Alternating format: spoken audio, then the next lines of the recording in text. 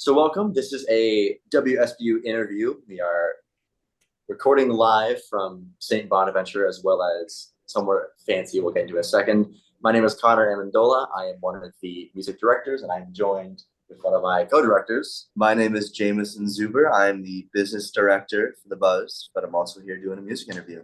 And we are super excited to be interviewing a band all the way in Los Angeles, all the way out there. Hey, Hello. So yeah, you guys want to go ahead and introduce yourselves? Yeah, I'm Kaya, I'm Max. and we're Kiss Bang all the way from Los Angeles. Can I ask, excited. where is Saint Bonaventure? Yeah, I didn't do well in geography. No, that's okay. So Saint Bonaventure is right next to this. We are our own little postal code. We have our own little zip code. But we are right next to a town called Only in New York, which is a very small town in New York State. We're about 2 hours from Buffalo. Hour 40. Cool.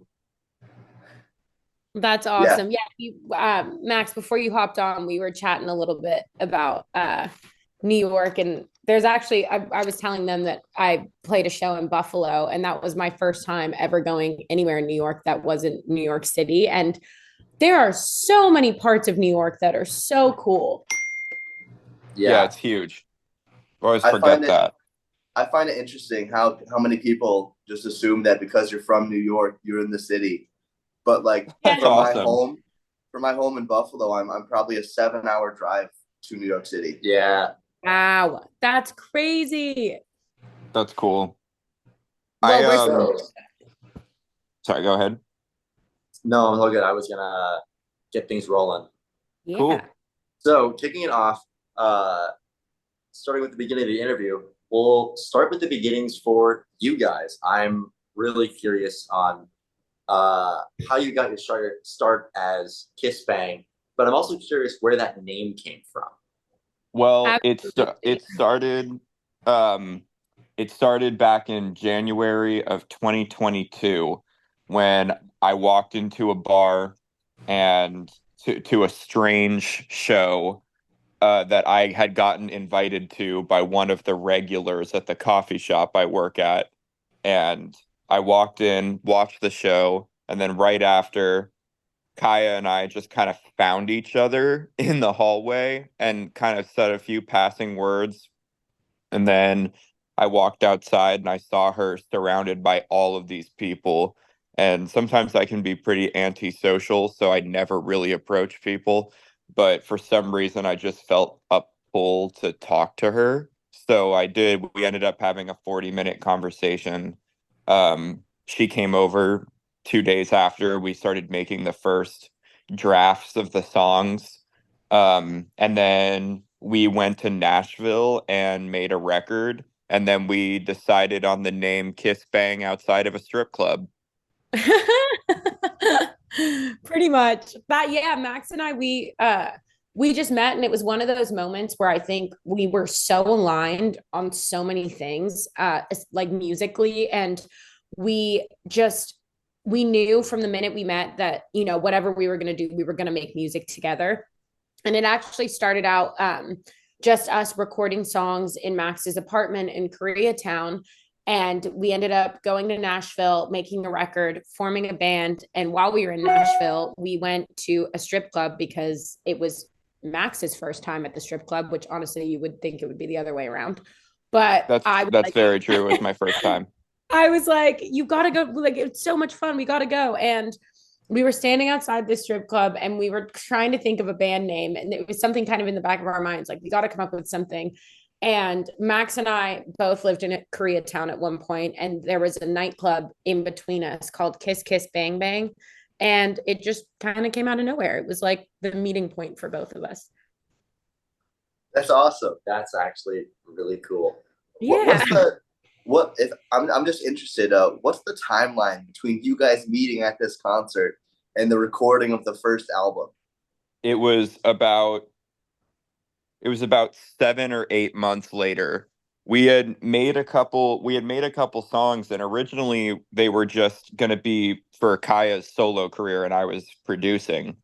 But we made two like rough drafts. We kind of both got busy with other things, and then about, I don't know, maybe what would you say, Kai? Like 2 months after we made the last demo in my old apartment, I was going through a really bad time, and Kaya was too, but I didn't know that. But I felt the urge to reach out to her again and, ask if she wanted to start writing again. And that's when this whole adventure really took off.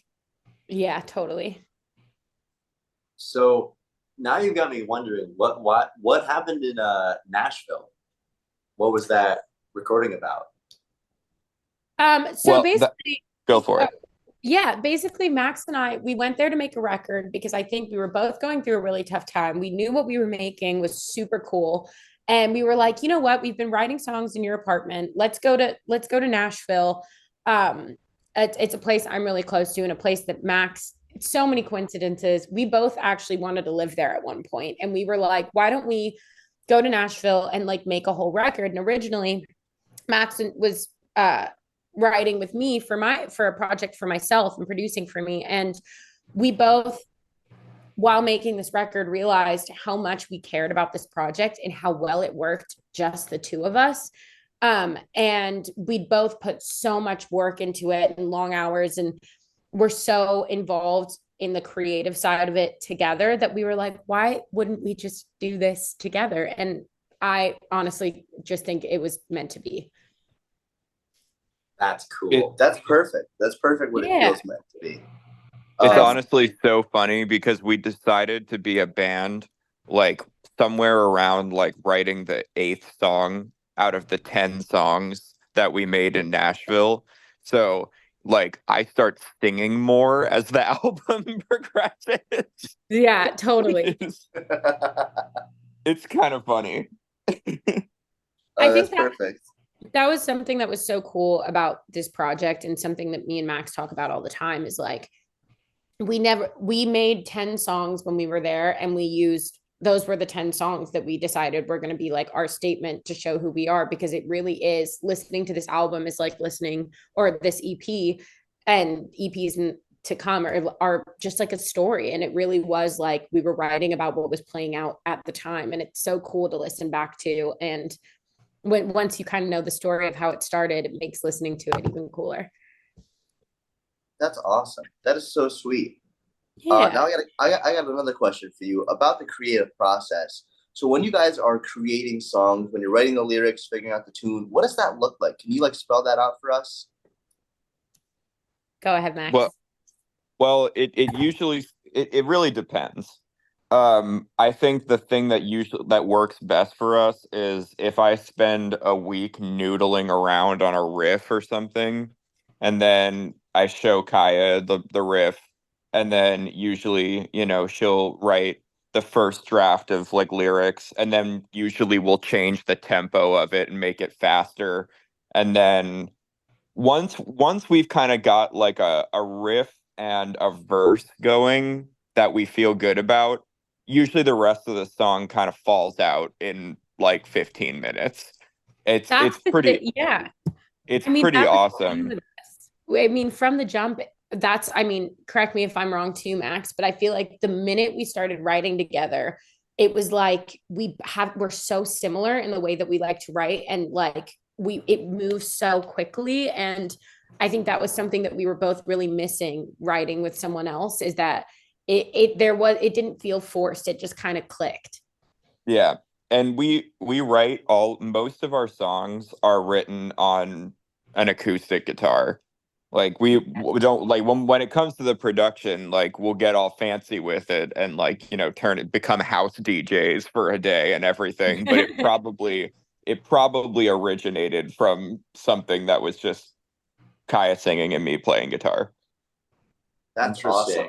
Have you guys had like a eureka moment when you're songwriting, when something just like clicks into place for you and it's perfect? Oh yeah, it's our next single. You Absolutely. explain, Kaya. Yeah, I mean, usually what happens is Max will play a riff and I'll start screaming because I think it sounds so good. And then I'll sing something and then he'll start screaming because he's like, that sounds so good. And I think that's the thing that's so great about this project is like, we get so excited when we're writing these songs because we both have that same like aha moment feeling about the same things.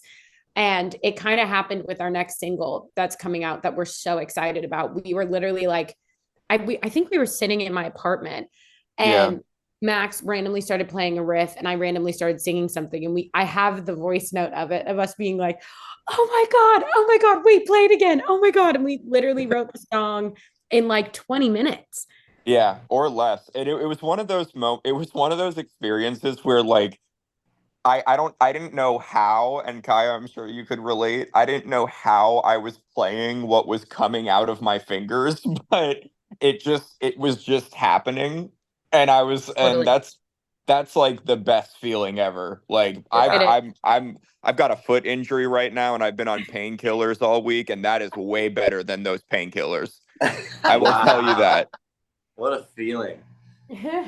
When you guys are writing, do you find yourself sort of writing these songs for yourself in a way, or are they sort of like songs you're writing for Kiss Bang fans?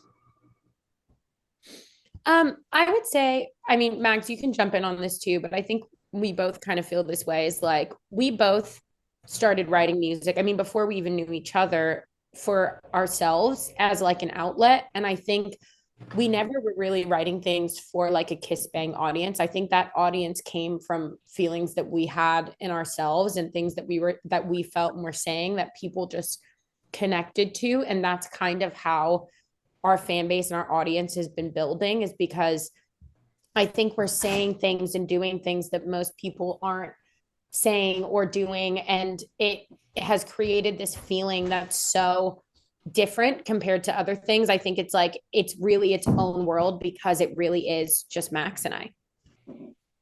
Yeah, I feel like, we're no matter what, we're always going to write about our own experience. Um, no matter what, there's always going to be like really loud guitars. No matter what, there's going to be some point in the song where Kaya does some sort of belting scream. It's like it's just it's kind of a reflection of who we are at this given moment, you know? Yeah, that's perfect. So with that, talking about who you are, who is Kiss Bang in the sense of like influences? It seems that you guys are very much so like drawn together by fate, just like by chance almost. Like it was destined to be. But when you guys are trying to shape your image, who do you take inspiration from the most? Kaya. I would say it's a combination of things. I mean, if I'm being honest, I I came from a really pop side of the industry and Max came from, correct me if I'm wrong, Max, but more of like an indie side of the industry. Yeah. But I think I've learned so much from working with Max and been opened up to a new world that I was, not familiar with. And I think vice versa. And I think from the both of that and our own individual influences, it's kind of given us this sound that's really like its own thing. But yeah, I think there's a lot of influence. I mean, I grew up listening to a lot of like really strong like female lead singers like Alanis Morissette and Gwen Stefani and like there's so much inspiration and then obviously Max has his influences too. Yeah. I think that's the perfect way to put it. It's like it's like an indie boy trying to be pop and a pop girly trying to be indie. Yeah. That's like I feel like that's that's like a big part of our sound. Um, I and yeah, I agree, no doubt. Gwen Stefani, no, and like yeah, Alanis Morissette, Paramore, Mhm. definitely. I think production and songwriting wise, there's definitely, I mean, it's kind of changing right now. I feel like we're trying to explore and different sounds and go further into the ones that we already experimented with on our first collection of music. But I definitely feel like it's a good mix of like Tears for Fears, Paramore, sometimes even like a little bit of like industrial sounding, like even like Aphex Twin, like Yeah, Metallica, strong metal influence at times as well. I think I definitely see us heading down, and Kaya, correct me if I'm wrong. I definitely see us heading further down sort of the rock direction because in our live shows, those songs are just so fun to play and perform. absolutely. I mean, I totally agree. Yeah. That's really awesome to hear. I feel Thank like you. Go oh, ahead. Oh no, I you're was just good. gonna oh jeez. I just feel like that's really unique. I feel like a lot of artists now are like really leaning into like the folk kind of country sound. I mean, obviously we've had some major hits and like the pop artists kind of leaning into country and really embracing that. I think that's really awesome that you guys are moving towards more like a heavier industrial rock metal kind of feel. I think that those concerts are just so much more fun, in my opinion, at least, like to really experience. It's such a unique experience, and it's such like a bonding time with the audience. Do you find yourself connecting with your audience a lot? And if so, like what's your favorite connection that you've had with an audience member or something at a show or privately? I think honestly, I mean, for me at least, we just got back from South by Southwest, and the day of our EP release, we played a show at Hotel Vegas that was like packed to the brim, like sweaty, super like grungy, like almost like club vibes. And Max and I purposefully put like our heaviest and like just most kind of like in your face songs in the set, and being able to sing those songs, and by the second chorus people were singing it back to you. And I think that's why, I mean, at least for me, that's why I even started doing it in the first place, is because it having that connection with those fans is just so it's kind of what it's all about, you know? Exactly. I think we've had a couple really good moments. Our first show at South by Southwest, um, even though we were kind of placed in a strange lineup, like great musicians, incredible bands, but it was like a folk band, a singer-songwriter, and then us.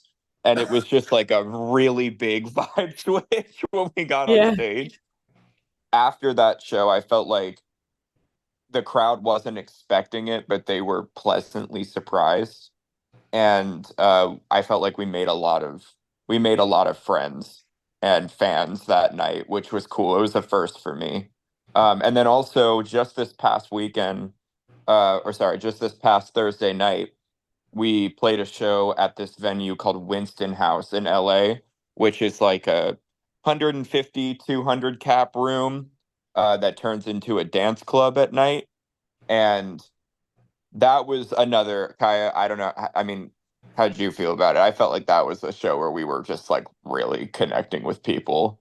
I think it was so cool because it was one of those things, and it was so fun for us because we got to do the lineup with a friend of ours who they had his band as well. And I think it was so cool because it was like when you play shows where people genuinely want to hear new music and connect with a band and love a new band. And when you're up there, I mean, me and Max just kept looking at each other like, oh my God, because it was an audience that was so excited to hear this music. And I think that's that's what it's all about. And I think that was definitely a moment for us where we were like, hell yeah. Oh yeah, 100%. So let's talk horrors of your hometown, your first EP, really good EP. Uh, Thank you.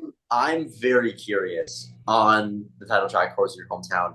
There is this like voicemail sound bite, and I heard it, listened to it, and I'm like, I'm going to ask about this because I couldn't. I mean, I listen to my music loud as hell. My iPhone like tells me you're at a dangerous volume for your ears, and I don't care. So I couldn't exactly pick out what it was saying, and in like the Spotify lyrics, it's not even there. I'm so curious where that came from, how you worked it in, what the story behind that is. Well, um, This was a voicemail that I had on my phone. It was a drunken voicemail that I received on Halloween night of 2021. Yeah. And I had plans with somebody who I was kind of like casually seeing at the time. And I had to cancel those plans because I got sick and I was in my apartment. And then throughout the course of the night, I kept getting a lot of "I can't believe you're not here. I can't believe you're not here" texts, all culminating with that voicemail.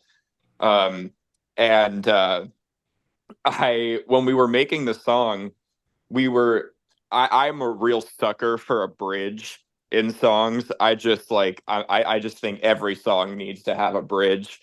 Kaya has been very helpful in kind of steering me away from that sometimes and being like, "Hey, do we really need another big 30-second section in the middle of this song?" And I'm like, "Yes, for the drama." But in this song, we kind of had this idea to do like that little 10-second instrumental breakdown.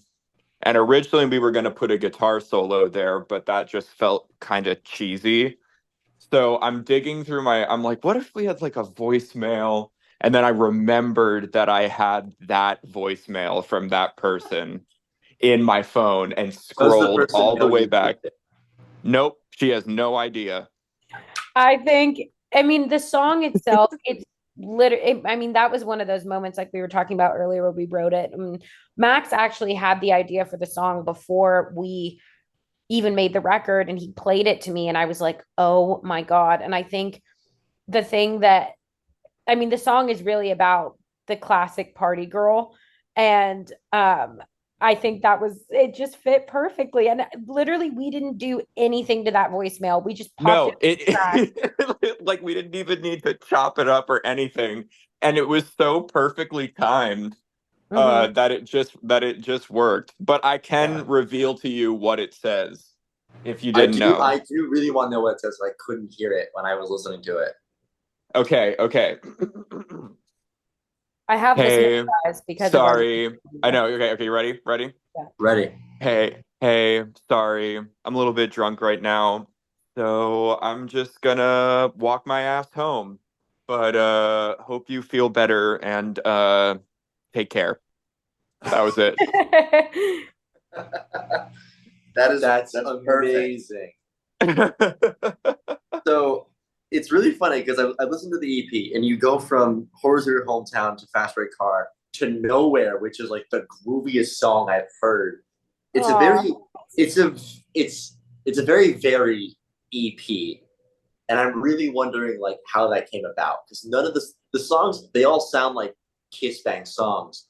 Uh but it sounds like each one could spawn its own album of that kind of sound. Oh, I'm so glad you think that. I Thank think you.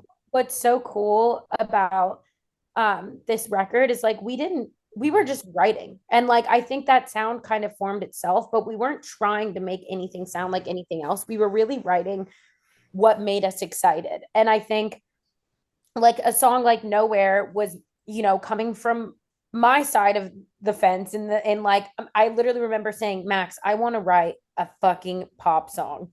And like and it has that influence from, Max's perspective on it and then that influence of mine. And I think we were just so excited to make music and make this world that we now have created that each song is kind of us experimenting with that, which is so cool. It is seriously so cool. Thanks. I Nowhere. really appreciated that variety. Thank you. Nowhere was actually the first song that we wrote when we got to Nashville to make the record. And it really set the bar high because that song sounded exactly like that literally the day we finished it. We didn't change a thing on it. Whereas I feel like it just it kind of set the bar for the rest of the EP. So and for the rest of the songs, and it was just kind of like every song we made, wrote, produced, and mixed after that, we had to compare to Nowhere, which was so unfortunate because I feel like Yeah. Nowhere, it turned out that one to me is like that's probably the best sounding and feeling on the album. Would you say so, Kai? I I I think so too. I think what's so cool about that song too is like now that we're performing it live, like it does have that heavier element to it that we weren't expecting when we play it live. I mean, that's definitely one that we're hearing people sing back with us by the second chorus because it's just so catchy, but it's so much fun. I love it. Yeah, I was gonna say that, listening to it, that is probably my favorite on the EP. Oh, thanks. Probably my favorite, honestly. Good choice. So one thing that we've talked about is you guys' songwriting procedure and how a lot of the time it's kind of just spurred from inspiration of a riff or a good lyric. Do any songs have like a really specific story behind them that you guys like telling about? Ooh. Um. I would, Well. well, yeah, you go ahead. I want to see what Well. you're doing. Fast Red Car. That's what I was gonna say. Okay. Fast Red Car is about my Subaru.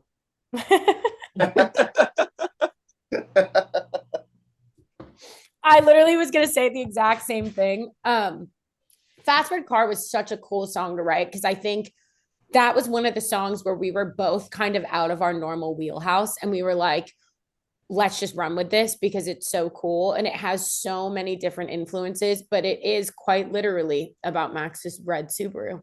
Well, it's because the one of the first times that Kaya and I met about making the album, we drove through this neighborhood in LA after we had like dinner with the person who was doing all of the visuals for the album.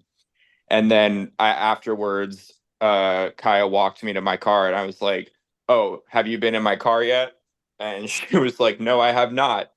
And I scared the shit out of her around this neighborhood in LA that has all these really tight corners and drove like a maniac. And then And for and some that's reason, how I'm I doing this that's record. how I that's how I introduced myself. I was like, "Hey, I'm going to be producing your record."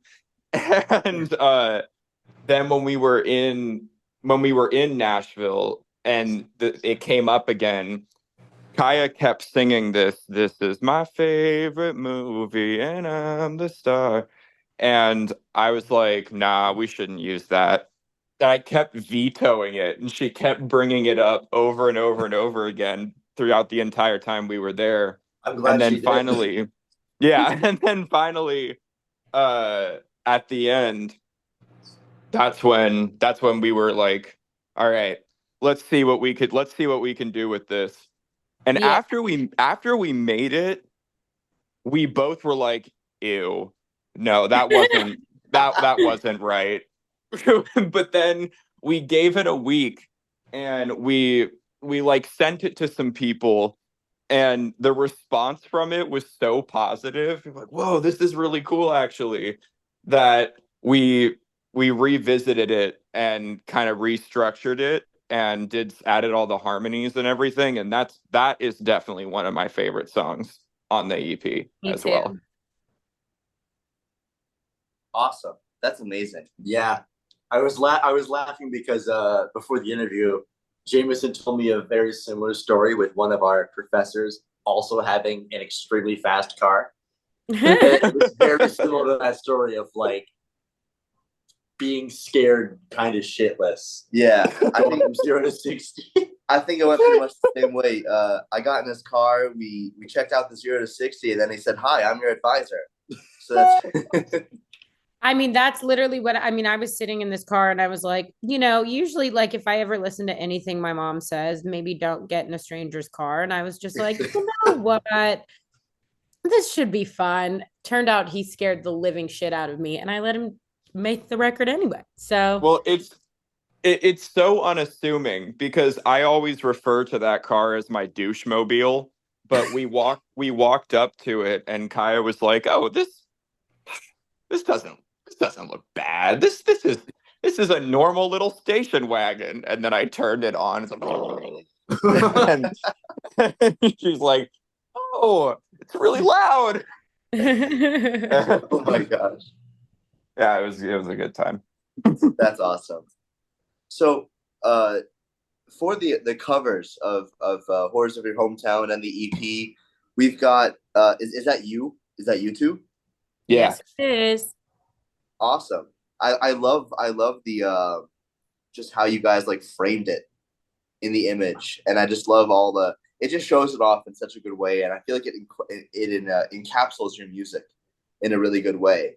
So looking at those covers and then your main cover, like the Kiss Bang logo that's on your Spotify, I was wondering, and this is kind of like a unique question, so if you guys can't answer it, that's completely fine. But Mm-hmm. if a fan were to ask you to design a tattoo for them that incorporates all of whatever Kiss Bang stands for, how would you guys approach that? This is crazy, Max. Me and Max have been talking about Kiss Bang tattoos since we started the band because I'm Yep. covered in them. And I've always said, I think something, it's so weird. Everything with us, we've never really talked about it, but we've always been on the same page and it just kind of happened. And Yeah. Max designed the Kiss Bang logo and having that kind of like offset star with that super 80s kind of glow in your face font too. And I think that little off center star has always just been the Kiss Bang thing. I mean, at least to me too. And that color as well, that bright like electric blue with the cherry red. I just think it's so encapsulated like our own personal style, the things that we love. And we've always said if we were going to get a tattoo, it was going to be that little star. So if anybody else Yeah. wants to get a Kiss Bang tattoo, which my best friend almost did, that was what it was going to be. Yep. That's something. That's awesome. Yeah. So Just the little star. That's it, really. Nothing crazy. yeah. So Or you with can get me or Max's face, which is also great. If anybody Exactly. wants. ooh, perfect. I'll just get I'll get the just that picture that you guys post for right Yeah. on Oh yeah. Yeah, let me know. Send us a picture. my So on the topic of album covers, with your new EP coming out, with you guys kind of accepting and embracing that metal aspect more, are we going to see more of a metal design, or is it going to follow kind of like the electric 80s, kind of like unknown, it's going to be something new? Like what do you guys have anything in mind for that already? You go ahead, We're Max.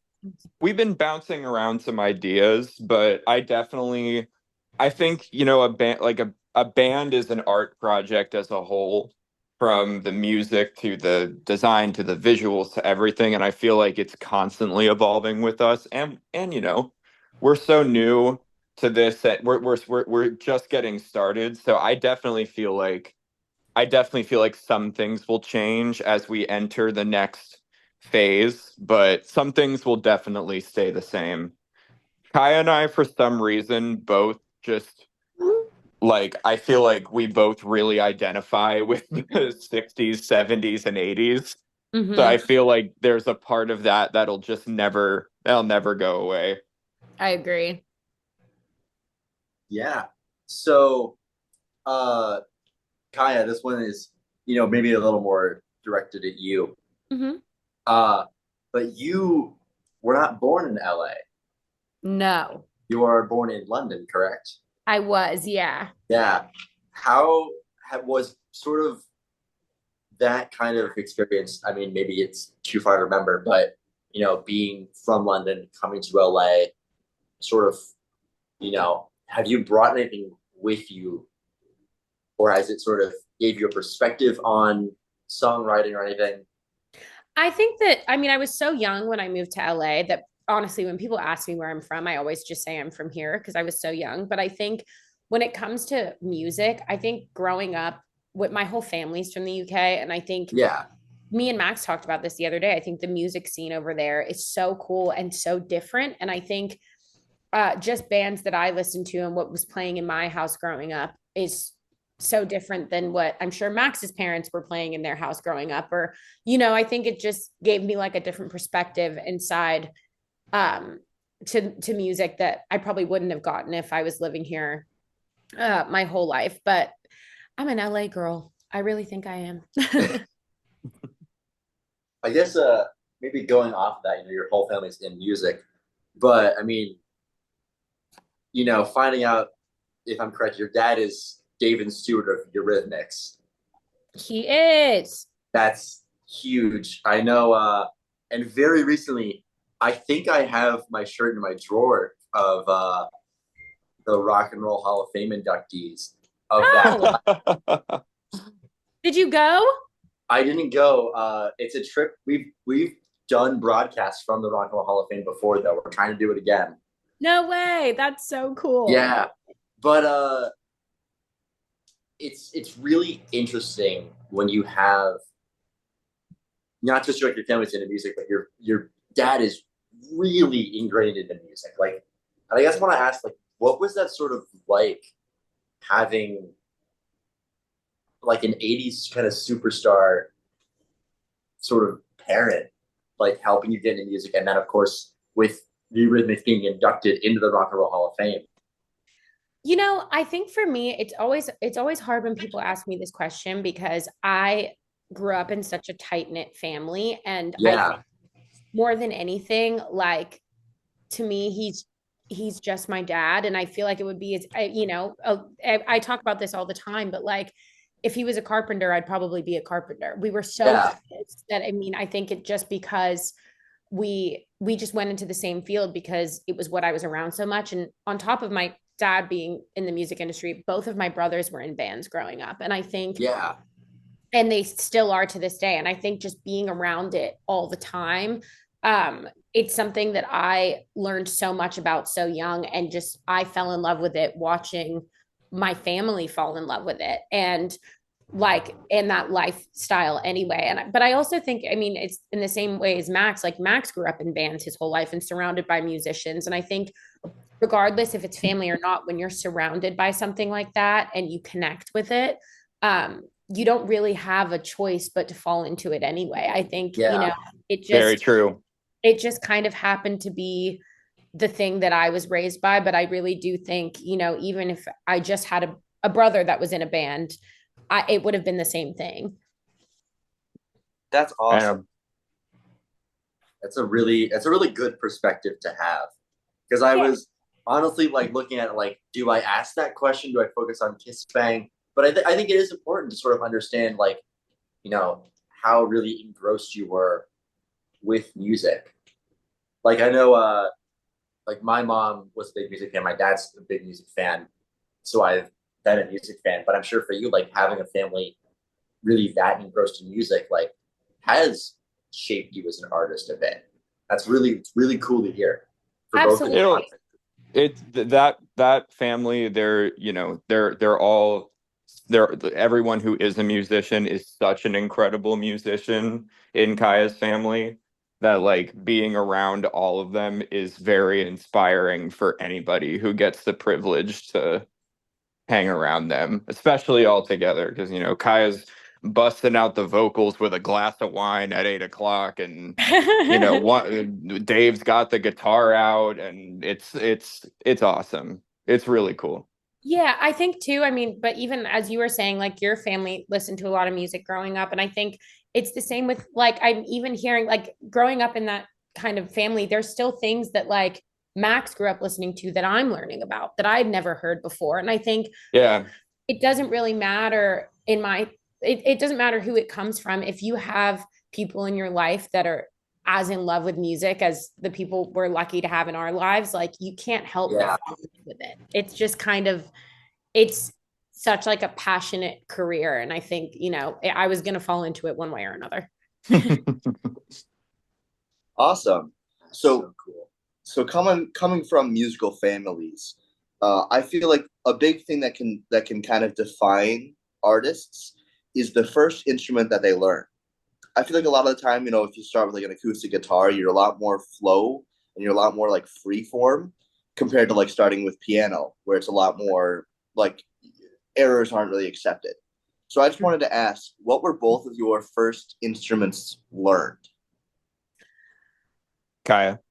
I was always a singer. That was always the thing that I was drawn to the most. I grew up taking piano lessons and it was like pulling teeth for me, and I still play piano and like a little bit of guitar, but I think more than anything I was a singer. Max is more the virtuoso in that sense. Thank you. I am not, but I grew up, I took piano lessons for like 3 months when I was growing up, and I hated it so much. Me And too. It was like prison. I told my mom, I said, listen, woman, all I want to do is play the opening riff to Sweet Child of Mine. So if I can't do that on piano, then I'm playing the wrong instrument.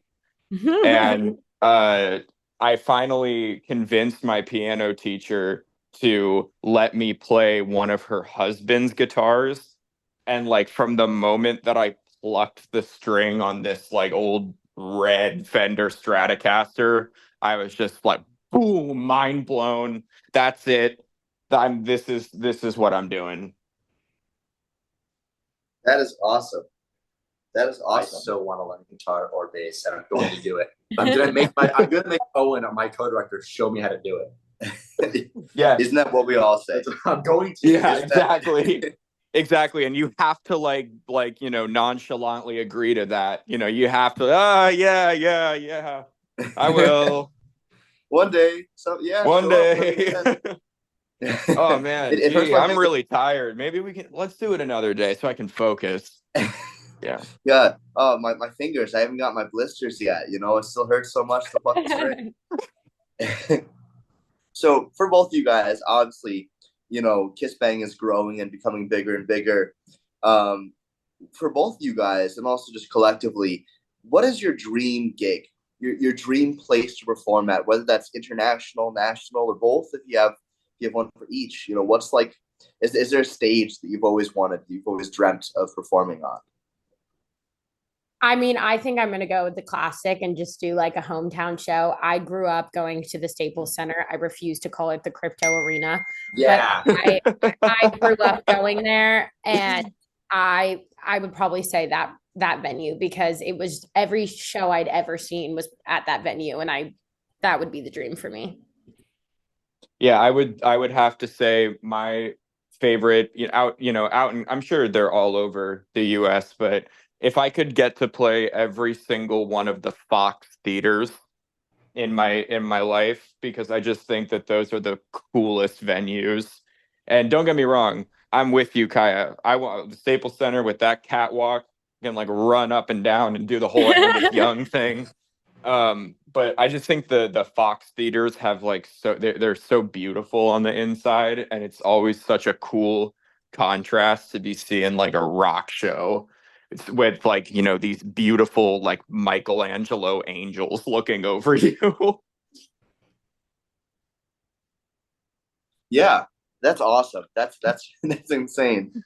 Um, so we have a lot of up and coming bands on campus. We've got one especially that's got some albums. I know that we have some other people that are definitely focusing on and trying to start up a band. So what would you guys, as at least I would very much so call you successful musicians, what would you guys say to bands that are up and coming that maybe don't feel comfortable defining themselves or putting themselves in one area, but still want to find their groove and find their audience? Do you guys have any words of advice for them? Um, I would say, and Max, I think you should touch on this too. I think just stick with it. I think it's really easy to get discouraged because as much as it is an exciting and fun thing to do, it can also be really lonely when you believe in something so much, and this whole it's all about getting other people to believe in it too. I think just even when it feels like no one gets what you're doing, keep doing it. That's probably the best advice that I have, because if you believe in it and you love it that much, it's worth it. Yeah. I mean, look, here's the thing. It's practice. It is consistent practice.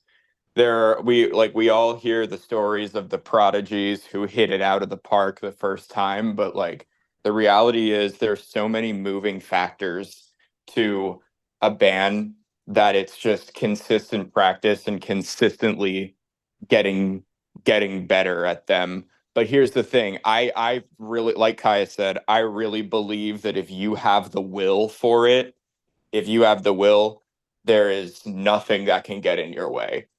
If as long as you just keep going. Dave Grohl from Foo Fighters and Nirvana said this thing once. He was like, the best thing you can do is get a group together, start playing in a garage, and suck for like a year. And then eventually, if the songs are good and the shows are good, eventually it could go somewhere. And I completely agree with that. I do too. I just think that, there's a reason that Max and I are so excited about this project, because we just haven't, not once have we ever given up on it. And I think that's so important. And I think if you stick by something that you believe in that much, people will start believing in it too, which is really cool. Yeah. So before I get to the last question, you guys have a new single coming out, so I want to give you time to really plug that. I'm very excited. Yeah. Thank you. Tentative release date is June 7th. We haven't even announced it anywhere. It's like I haven't even told my mom. So June 7th, and for the first Friday of June, whatever that ends up being, we're currently putting the finishing touches on it. We're like trying to mix the hell out of it so it really smacks you in the face, and then but we're really excited about it. It's definitely my favorite song we've ever written. It's called Drag. Ooh. Mm-hmm. Ooh, Exactly. Like the type of races I used to do before I caught air and then never did it again. Don't worry, this one's also not about the Subaru. It's not about the Subaru. So I guess my last one for you, you've got a new single coming out. You've got other songs you're working on. And I'm a big believer that like the media that we sort of consume sort of influences stuff that we make. So I want to ask, like, what are you watching or listening to right now? Personally, I'm exclusively listening to Chapel Rowan. But Chapel Rowan. That's our girl. We love Chapel Rowan. She's my favorite. We love right Chapel. 80s film is always what I'm watching, and listening to Chapel Rowan. So that's pretty much it for me. Is Chapel Rowan like a dream collab for you guys? I mean, hope one day. Mentioned it. Yeah, I would love to. Exactly. I don't know if she is in the WSBU listening region, but Chapel, if you're listening. If you are listening. We will find a way. Yes. We will find a way. Yeah, I'm trying to like, I've listened to, I think, every single major artist from the 80s on a loop consistently for the last 5 years. And my roommate told me, like, hey, bud, do you think that you might want to try listening to other stuff? And I'm like, no, why would I? But he's been, every time we get in the car together, because we carpool to work together. He's also our drummer. He's also our drummer. Yeah. We're really involved here. I've